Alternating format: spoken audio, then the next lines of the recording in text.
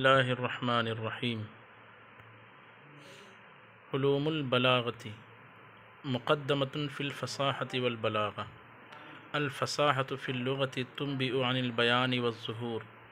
युक़ालु अफ़सह अस्सबिय्यु फ़ी मंतिक़िही इज़ा बाना व ज़हरा कलामुहु व तक़अउ फ़िल इस्तिलाहि वस्फ़न लिल कलिमति वल कलामि वल मुतकल्लिम।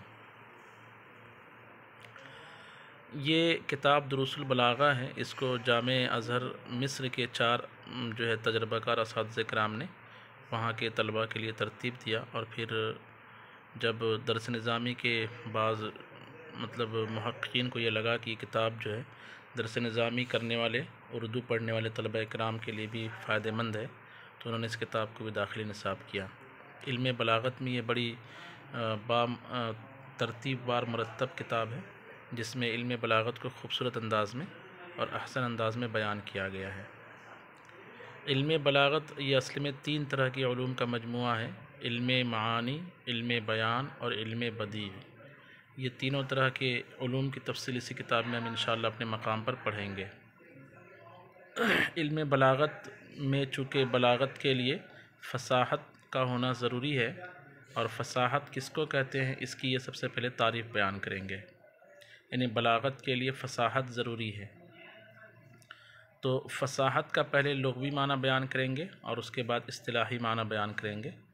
कहते हैं मुक़द्दमतुन फ़िल फ़साहति वल बलागा। मुक़द्दमा कहते हैं किताब में मकसद से पहले कुछ बातें जो ऐसी ज़िक्र करना जिसको पढ़ करके मकसद पर कुछ रहनुमाई हासिल की जाए, उसको कहा जाता है मुक़द्दमा। तो असल में ये किताब इल्म मानी, इल्म बयान और इल्म बदी में है, लेकिन इल्म मानी, इल्म बयान और बदी को समझने से पहले फ़साहत व बलागत को समझना चूँकि ज़रूरी है, इसीलिए पहले मुक़द्दमा में ये ज़रूरी बातें बयान करेंगे। मुक़द्दमतुन फ़िल फ़साहति वल बलागा, तरकीबी लिहाज से इसको हम मुब्तदा महज़ूब की ख़बर मान सकते हैं। यानी ये यूँ कह सकते हैं हाज़िही मुक़द्दमतुन फ़िल फ़साहति वल बलागा, यानी ये फ़साहत व बलागत को बयान करने में मुक़द्दमा है, बयान करने के लिए एक मुक़द्दमा है। यानी मुक़द्दमतुन फ़िल फ़साहति वल बलागा को जो है ख़बर बना दे, और हाज़िही इसमें इशारा को मुब्तदा बना दे।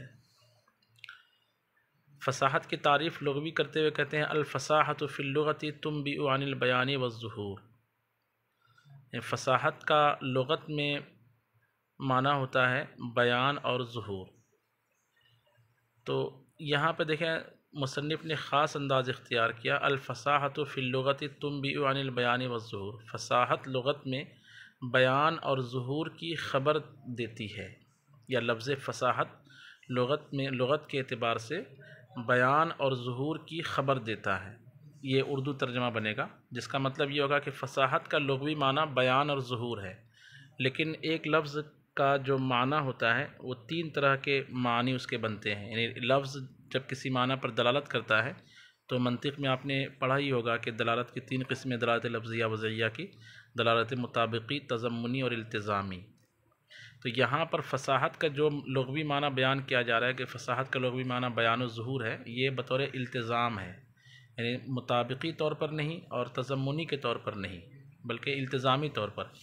इसलिए यूँ नहीं कहा कि अल फ़साहतु फ़िल लुग़ति हियल बयान वज़्ज़ुहूर, के फ़साहत बेआइनिही बयान और ज़ुहूर को कहा जाता है, बल्कि कहा फ़साहत लुग़त में बयान और ज़ुहूर के माना की ख़बर देता है इल्तिज़ामी तौर पर। जैसे लफ्ज़ हातिम जो है सख़ी के माना की ख़बर देता है, लेकिन मुताबिक़ी तौर पर या तज़म्मुनी के तौर पर नहीं, बल्कि दलालत इल्तिज़ामी के तौर पर। तो खैर, फ़साहत लुग़त में बयान और ज़ुहूर के माना की ख़बर देता है।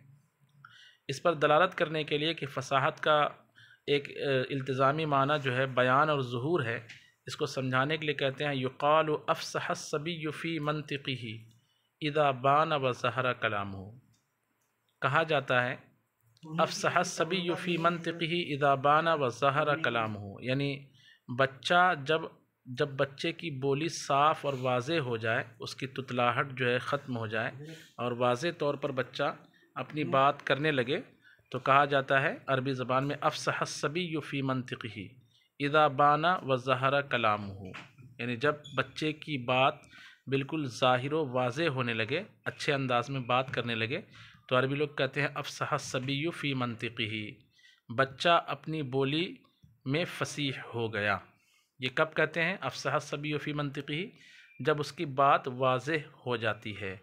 जैसे वो अच्छे अंदाज में लफ्ज़ अल्लाह, लफ्ज़ मोहम्मद बोलना शुरू कर देता है, तो कहते हैं अफ़सह सबिय्यु फ़ी मंतिक़िही। तो इसमें बयान और ज़ुहूर का माना इल्तिज़ामी तौर पर यूँ पाया गया कि जब बच्चा साफ़ अंदाज में बोलता है तो उसके अल्फाज बिल्कुल ज़ाहिर हो जाते हैं, उसमें ज़ुहूर का एक तरह से माना पाया जाता है, तो अफ़सह सबिय्यु में ज़ुहूर का माना पाया गया। इस्तिलाही तौर पर इसकी तारीफ़ जो है वो कैसे की जाती है, तो डायरेक्ट फ़साहत किसको कहते हैं ये तारीफ़ नहीं की जाएगी।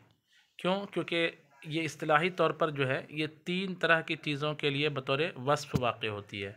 कलमा के लिए वस्फ़, और कलाम के लिए वस्फ़, और मुतकल्लिम के लिए वस्फ़।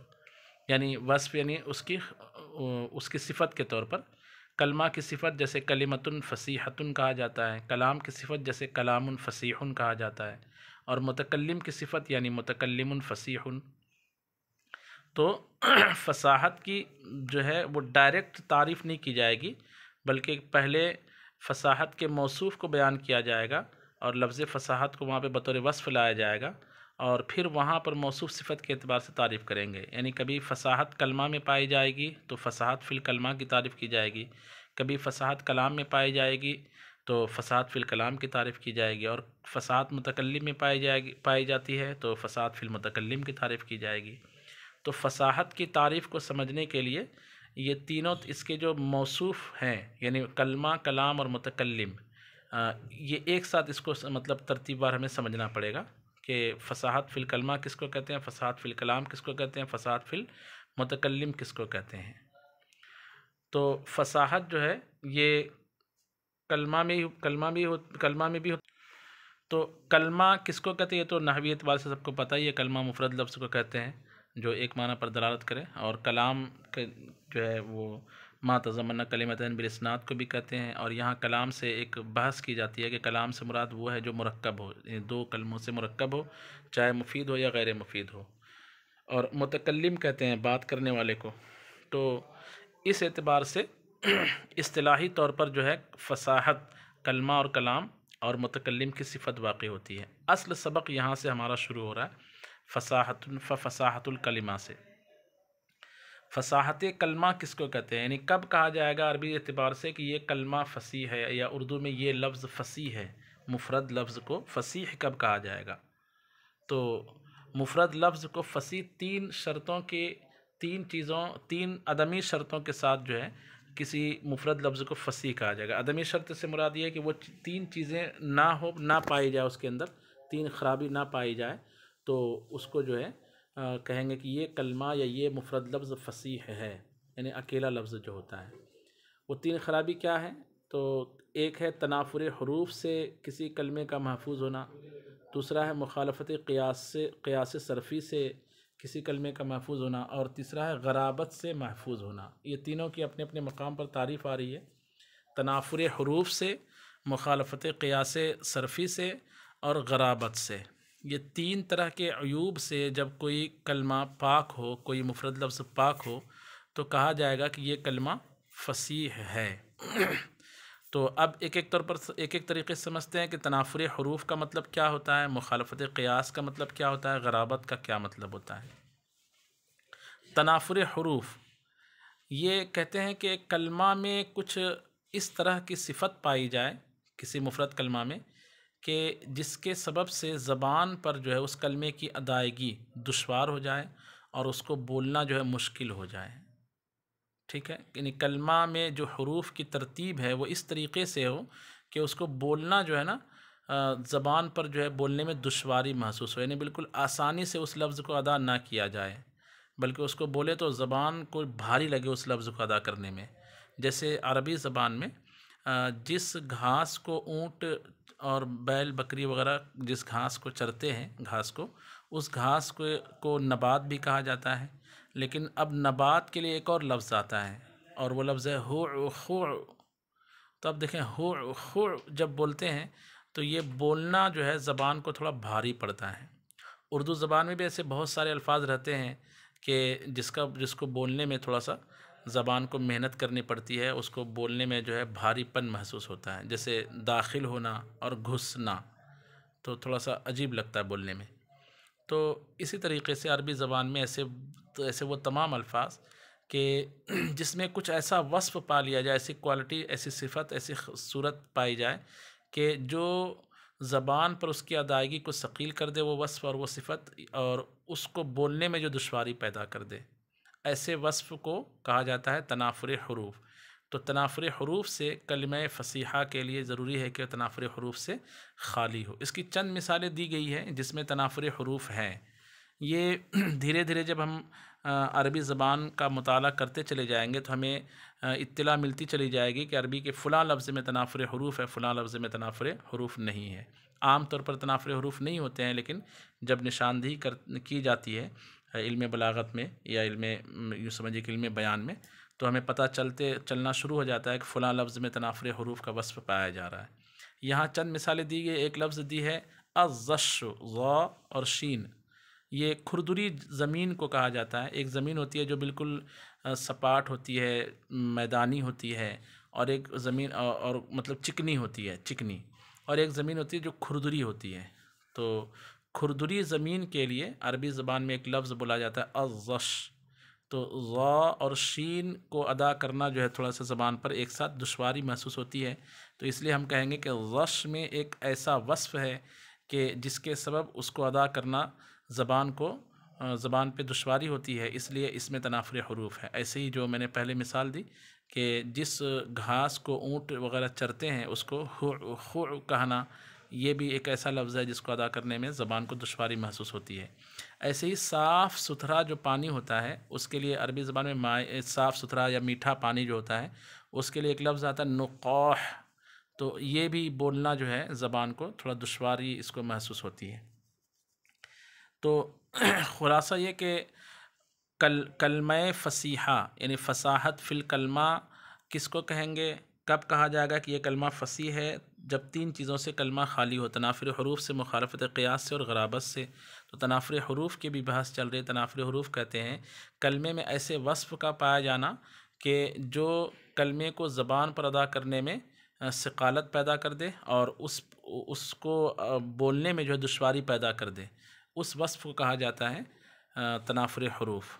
एक और मिसाल दी गई है मुस्तशज़िर। ये चोटी, बाल की जो चोटी ऊपर की जानिब गुथ करके उसको बांध करके जो चुटिया बनाई जाती है उसको अरबी ज़बान में कहा जाता है शार मुर्तफ़े यानी बुलंद चोटी। उसके लिए मुस्तशज़िर कहना, जैसे कि शायर ने कहा है गदाइरुहु मुस्तशज़िरातुन बमाना मुर्तफ़िआतुन। जो ऊपर चोटी बुलंद होती है उसको मुर्तफ़ि ना कह करके मुस्तशज़िर कहना। तो यहाँ पे शीन और ज़ा फिर रा एक साथ आ जाने की वजह से कलाम को अदा करना यहाँ पे दुश्वार महसूस हो रहा है। इसलिए हम कहेंगे कि मुस्तशज़िर में जो है तनाफ़ुर हुरूफ़ है। तो ये तो पहला वस्फ़ हुआ जिससे कलिमा फ़सीहा का खाली होना ज़रूरी है। दूसरा वस्फ़ है मुखालफत क़ियास सरफ़ी, यानी सरफ़ी जो कायदा कानून हमें बताए जाते हैं उस कायदा कानून से हट करके कलमा को ला लेना। तो ये कहा जाएगा कि इसमें जनाब एक ख़राबी आ गई, इसलिए आपका कलमा जो है फ़सीह नहीं रह पाएगा। तो मुखालफत क़ियास का मतलब होता है कौनुल कलिमत गैर जारियतिन अलल क़ानून सरफ़ी, किसी कलमे का कानून सरफ़ी कानून सरफ़ी पर जारी ना होना, यानी जैसा सरफ़ी कायदे के मुताबिक एतबार से कलमा को होना चाहिए वैसा जब ना हो तो कहा जाएगा कि इसमें मुखालफत क़ियास की ख़राबी पाई गई, इसलिए यह कलमा फ़सीह नहीं है। इसकी भी चंद मिसालें दी गई यहाँ पे। एक मिसाल दी गई है कि एक लफ्ज़ है बूकुन, फ़ुअलुन के वज़न पर, इसका माना होता है ढोल। अब आम तौर पर इसकी जो है जमा आनी चाहिए अफ़आल के वज़न पर अबवाक़, बूकुन की जमा आनी चाहिए अबवाक़, लेकिन अबवाक़ के बजाय जो है वो जमा मुअन्नस सालिम के तौर पर बूक़ातुन उसकी जमा लाई गई। हालांकि यहाँ पे कोई तुक नहीं बनती है जमा मुअन्नस सालिम लाने के लिए, तो इसलिए कहा जाएगा कि बूकुन की जमा तकसीर बजाय अबवाक़ लाने के बुक़ात लाना ये कायदे सरफिया की ख़िलाफ़ वर्जी है, इसलिए इस लफ्ज़ में वो जो शर्त है कि मुखालफत क़ियास सरफ़ी से किसी लफ्ज़ का खाली होना, इस शर्त के ख़िलाफ़ वर्जी की गई, इसलिए ये कलमा फ़सीह नहीं कहलाएगा। बुक़ात का इस्तेमाल जो है मुतनब्बी ने अपने इस शेर में किया है, फ़इन यकु बादुन्नास सैफ़न लिदौलतिन फ़फ़िन्नास बुक़ातुन लहा व तबूलु। इसका तर्जुमा ये होता है, फ़इन यकु असली में था फ़इन यकुन, काना यकुनों से फ़इन यकुन, बाज़ुन्नास से मुराद जो है बाज़ बादशाह है कि बे तो अगर बाज़ बादशाह सैफ़न लिदौलतिन तलवार हैं हुकूमत के लिए, यानी कुछ बादशाह ऐसे हैं जो हुकूमत के लिए तलवार हैं। फ़फ़िन नासी तो लोगों में कुछ, ये फ़ी बमाना मिन है, फ़मिनन नास तो लोगों में कुछ बुक़ातुन ढोल हैं, लहा हुकूमत के लिए, व तबूलुन और तबले हैं। ये असल में किनाया है यहाँ पर कि कुछ लोग हुकूमत के लिए तलवार की तरह होते हैं और कुछ लोग हुकूमत के लिए ढोल और ताशे की तरह होते हैं। क्या मतलब, यानी अगर शेर की वजाहत की जाए तो इसका मतलब ये बनता है कि हुकूमत में कुछ लोग ऐसे होते हैं जो हुकूमत की हिफाजत करते हैं, आवाम की हिफाजत करते हैं, और कुछ लोग ऐसे होते हैं कि जो ढोल बजाकर लोगों को अपने पास जमा करते हैं और अपनी हिफाजत कराते हैं। तो कहते हैं कि बादशाह भी दो तरह के होते हैं, एक वो जो तलवार की तरह होते हैं कि वो ख़ुद आगे बढ़ कर के लोगों की हिफाजत करते हैं, और एक वो बादशाह होता है खुद ही डरपोक होता है, वो ढोल बजा के लोगों को जमा करता और अपनी हिफाजत कराता है। तो यहाँ पे सैफुद्दौला जो बादशाह गुज़रा है, उसकी एक तरह से शायर ने तारीफ़ की है कि सैफुद्दौला ऐसा बादशाह है जो हुकूमत के लिए तलवार की तरह है, कि उसका नाम भी सैफुद्दौला है। और और बाज़ लोग ऐसे भी होते हैं कि जो ढोल और ताशे की तरह होते हैं। तो यहाँ असल जो मकसूद है वो ये है कि शायर ने फ़फ़िन्नासी बुक़ातुन, अब वाक़ुन के बजाय बुक़ातुन लाया है, ये जो है इसमें मुखालफत क़ियास से सरफ़ी पाई गई। अच्छा, एक और मिसाल दी गई है मौददतुन। मौददतुन इसमें मुज़ाफ़ का जो सरफ़ी कायदा बयान किया जाता है कि जब दो लफ्ज़ एक जिन्स के हों और दोनों मुतहर्रिक हो तो पहले हर्फ़ की हरकत पहले हर्फ़ को साकिन करके उसको दूसरे हर्फ़ में इदगाम कर दिया जाता है और उसकी हरकत माक़बल को दी जाती है। जैसे मौददतुन से मवद्दतुन होना चाहिए, तो मवद्दतुन ये कायदा सरफ़िया के मुताबिक है और मौदतुन ये कायदा सरफ़िया के मुखालिफ है। तो शायर ने क्या किया है कि अपने इस शेर में इस लफ्ज़ को कायदा सरफ़िया के मुखालिफ इस्तेमाल किया है। और वो शेर क्या है, वो शेर यहाँ है कि इन्ना बनिया लली आमुन जहदतुन माली फ़ी सुदूरिहिम मिन मौददतिन। तो इस शेर का मतलब इतना होता है कि एक शायर जो है वो झल्ला करके अपने लड़कों की, जो बड़े लड़के उनके हो गए थे, उन सब को जो है वो उन सब की बुराई कर रहा है कि मेरे जितने बेटे हैं सब के सब कमीने हैं, सब के सब कंजूस हैं और दिलों में उनके मेरे लिए कोई महब्बत नहीं है। तो इन्ना बनी गया का मतलब होगा बेशक मेरे बच्चे, मेरे लड़के, लिआमुन, लिआम जो है पमाना लईम से लिआम कमीने हैं, जहादतुन कंजूस है, माली नहीं है मेरे लिए, फ़ी सुदूरिहिम उनके दिलों में, मिन मवद्दतिन किसी भी तरह की महब्बत, मिन तनकीर के लिए है। तो यहाँ पे जो असल कलाम है वो किस पर है, मौददतिन पर, कि इसको मवद्दतिन होना चाहिए, तो शायर ने इसको मौददतिन ही रखा है। इसमें जो है फ़क्के इदगाम कर दिया उसने, हालांकि यहाँ पे फ़क्के इदगाम करना जो है कायदा सरफिया की मुखालफत है। ये दो बात हो गई कि जिससे कलाम गैर फ़सी होता है। तीसरी बात क्या है, तीसरी बात है गराबत से कलमा का खाली होना। यानी गराबत किसको कहते हैं, गराबत ये गरीब से बना है और गरीब कहते हैं अजनबी को। गराबत मतलब अजनबीयत, अजनबीपन। तो ये इसका क्या मतलब होता है, इसका मतलब ये होता है कि अरबी ज़बान में कभी कभी शायर जो है अपने अशार में या अपने कौल में ऐसे लफ्ज़ का इस्तेमाल कर लेता है कि जो लोगों के लिए अजनबी होता है। लोगों को लगता है कि अरे ये कौन सा लफ्ज़ आ गया भाई, एकदम नया लफ्ज़ हो जाता है वो। यानी कानों के लिए वो लफ्ज़ मतलब वो लफ्ज़ ज़ाहिरुल इस्तेमाल नहीं होते हैं, अगरचे वो लफ्ज़ अच्छे होते हैं, यानी उसमें कायदा सरफिया की मुखालफत नहीं होती है, तनाफुर हरूफ भी नहीं होता, लेकिन वो वहशी होते हैं। वहशी यानी जैसे एक जानवर जंगली होता है तो उससे लोग ना आशना होते हैं, ऐसे ही वो लफ्ज़ भी ऐसा हो कि लोग उससे ना आशना हो। तो ना आशना लफ्ज़ का इस्तेमाल कर लेना अपने अल्फाज में, तो किसी ने किया तो वो लफ्ज़ ग़राबत की ख़राबी के सबब जो है फ़सीह होने से ख़ारिज हो जाएगा। इसकी मिसाल दी है तक और इफ़रन का और इतलखमा, ये 3 फ़ेल हैं। असल में एक शायर के बारे में कि वो एक बार जो है घोड़े से जा रहा था तो बेचारा नीचे गिर गया। नीचे गिर गया तो लोग उसके इर्द-गिर्द जमा हो गए। तो झल्लाहट में वो शायर ने ये 2 लफ्ज़ इस्तेमाल किया, लिमाज़ा तकअतुम अलैय फ़नक़ऊ, यानी तुम हमारे आस-पास क्यों ज़बरदस्ती भीड़ इकट्ठा करके जमा हो गए हो? चलो अलग हो जाओ, यहाँ से दूर हो जाओ। तो तकअतुम जो उसने शायर ने इस्तेमाल किया था झल्लाहट में, और इफ़रनक़ऊ फ़ेल अमर का सेगा, तो वो था शायर फ़सीह है लेकिन उसने इस्तेमाल किया गैर फ़सीह लफ्ज़ का। ऐसे ही इतलख़मा बमाना इश्तद्दा, सख्त होना के माना में इतलख़मा ये लफ्ज़ भी ऐसा है कि जिसमें ग़राबत है। यानी तकअका के लिए खूबसूरत लफ्ज़ इज्तमा अरबी ज़बान में मौजूद है। जुदा होना, दूर होना, इसके लिए इनसरफ़ का लफ्ज़ अरबी ज़बान में मौजूद है। तो इतने अच्छे लफ्ज़ के होते हुए या और जिसका माना लोगों को मालूम है वो लफ्ज़ के होते हुए जो है उसने ऐसा लफ्ज़ इस्तेमाल किया कि लोग और कन्फ्यूज़ हो गए कि ये क्या कह रहा है, कहीं इसका दिमाग तो नहीं उड़ गया घोड़े से गिरने की वजह से। तो इसलिए कहा जाएगा कि यहाँ पे शायर ने तकअकातुम के बजाय अगर वो यूँ कहता लिमाज़ा इज्तमाउ अलैया, तुम लोग मेरे इर्द गिर्द क्यों इकट्ठे हुए हो, हाँ, और इनसरिफ़ू, मेरे पास से चले जाओ, ये अच्छा होता, लोग समझ भी जाते और चले जाते। लेकिन उसने वहाँ पे इतना गाढ़ा लफ्ज़ इस्तेमाल कर दिया कि लिमाज़ा तकअतुम इफ़रनक़ऊ, तो और लोग परेशान हो गए। तो ख़ुलासा ये कि 3 तरह की ख़राबी से कलमे का महफूज होना कलमे को फ़सीह बनाएगा। नंबर 1 तनाफ़ुर हुरूफ़, नंबर 2 मुखालफ़त क़ियास सरफ़ी, और नंबर 3 ग़राबत। आइए इसका हम जल्दी से तर्जमा देख लेते हैं। कहते हैं कि बिस्मिल्लाहिर्रहमानिर्रहीम अल-फ़साहतु फ़िल लुग़ति तुंबिउ अनिल बयानी वज़्ज़ुहूरी, फ़साहत लुग़त में बयान और ज़ुहूर के माना की ख़बर देता है। युक़ालु, कहा जाता है, अफ़सह सबिय्यु फ़ी मंतिक़िही, बच्चा अपनी बोली में फ़सीह हो गया। ये कब कहा जाता है? इज़ा बाना व ज़हरा कलामुहु, जबकि उसका कलाम ज़ाहिर और वाज़ेह हो जाए। व तक़अउ फ़िल इस्तिलाहि वस्फ़न लिल कलिमति वल कलामि वल मुतकल्लिम, और इस्तिलाह में कलमा और कलाम और मुतकल्लिम के लिए वस्फ़ के तौर पर ये फ़साहत वाक़े होती है। फ़साहतुल कलिमति सलामतुहा मिन तनाफ़ुरिल हुरूफ़ि व मुखालफ़तिल क़ियास वल ग़राबा, तो फ़साहत कलाम से मुराद है उसका तनाफ़ुर हुरूफ़ और मुखालफ़त क़ियास और ग़राबत से महफूज होना, सालिम होना।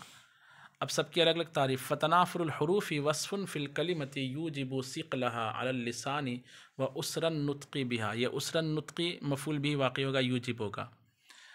तो तनाफ़ुर हुरूफ़ कलमा में ऐसा वस्फ़ है जो कलमा की ज़बान पर सिक़ालत को और कलमा के बोलने की दुश्वारी को साबित करे। उसरन नुत्क़ी बिहा, नुत्क़ बिहा से मुराद कलमा को बोलना, कलमे के बोलने की दुश्वारी को और ज़बान पर उसकी अदायगी की सिक़ालत को जो साबित करे, उस वस्फ़ को कहा जाता है तनाफ़ुर हुरूफ़। कलमा में ऐसा वस्फ़ जो यूजिबु वाजिब करे सिक़लहा, कलाम के सक़ील होने को, अलल लिसान ज़बान, कलमा के सक़ील होने को ज़बान पर, व उसरन नुत्क़ी बिहा, और कलमा के बोलने की दुश्वारी को।